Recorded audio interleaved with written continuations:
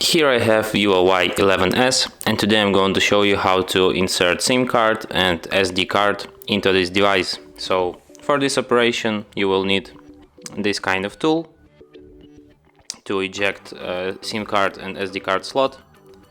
What you have to do is to take your device, find a SIM card and SD card slot here, and put your tool in the hole next to the slot.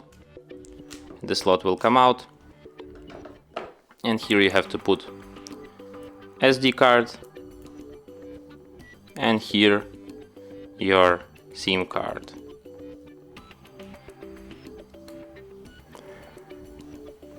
And then just like this, put it back into your phone.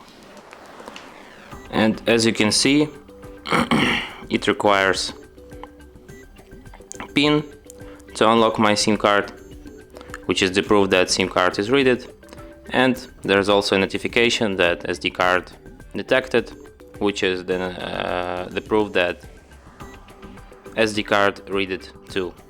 So thanks for watching. If you find this tutorial useful, don't forget to hit that like button and subscribe to our channel.